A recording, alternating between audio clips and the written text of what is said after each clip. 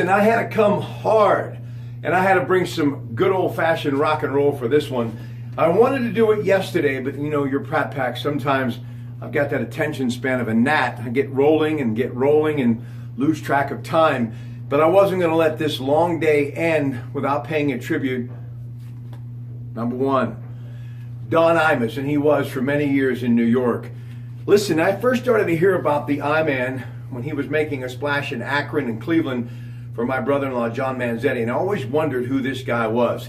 You know, for those of us who have been in radio 4 decades, and I'm very close to that, we were there when there were some of those big stations with that booming sound that on a clear night and a full moon and a starlit sky, you could go up and down that dial and pick up all sorts of great stations. As a matter of fact, the station that is now the home of Don Imus, WABC, was a very favorite station of my friend Mark Nemisak and I when we used to sleep under the stars in the backyard with those transistor radios. Man, it was CKLW, WABC. We were all over the dial, and obviously our hometown favorite was always News Radio 1020 KDK. So much so, people let that radio play all night long in their house, and on a hot summer night, you could hear Bob Prince calling a pirate game, and I mean, it was just absolutely heaven for those of us who love theater of the mind and radio. And no one did a better job when the curtain came up. Everyone loved him, not just me. My mother, still to this day, I'm sure, up there in heaven saying, I'm the one who told you about Don Imus. Well, it doesn't matter. I'm just glad that somebody did. Don Imus, a rock star. He's going to retire March 29th. That happens to be my son Robbie's birthday. And I know how much he loves his son Wyatt and his wife Deidre. And I have watched that relationship, that marriage, turn into a beautiful nuptial and a great family. And he really has come full circle. I can relate, man. Listen, he was, as I said, a rock star. And he lived a rock star lifestyle. And he fought all of the demons that came with it many years ago. But guess what? He punched his way out of it. And now he is going to saddle up as a true cowboy would. And he is that. And head back to that ranch, folks, where 4,000 plus acres is all about helping kids with cancer.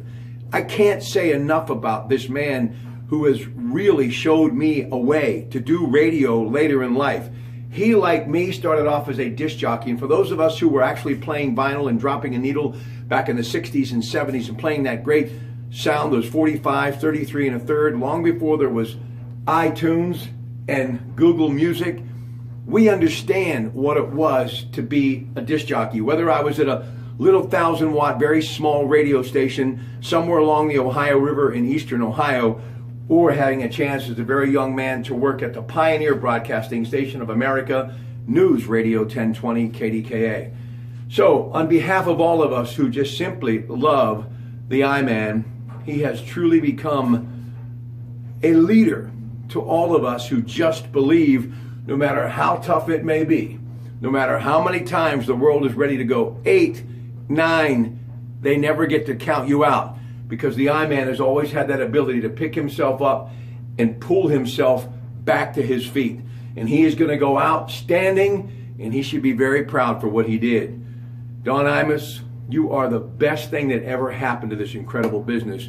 And you know, to all of the people that do the late night political humor on television, all of you, Don Imus is the person you should be thanking for your incredible ratings. And also, one of the I-Man's great friends, our honorable President of the United States of America, Donald Trump. And long before he was a reality TV star, and long before he was making things happen as he has in so many business ventures, but when he was doing that great thing in Atlantic City, our president, there was nothing better, whether it was MSNBC or, of course, the Fox Business Channel, to hear that the president, then Donald Trump, businessman, entrepreneur, entertainer, was coming up. When those two got together, it was magic. And I can almost guarantee, before the run of the legendary Don Imus comes to an end March 29th, the president will be on his show.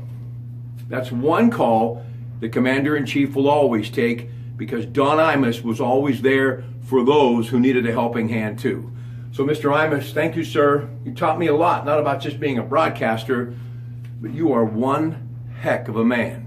Good night from the Pratte Pack Gym. And listen, his music rotation from Muddy Waters to Hank Williams, to Led Zeppelin. I absolutely love it. But I got to be honest with you, I-Man, maybe you could add a little Jay-Z before you say goodbye. But rock on. You're a classic, and you will be missed.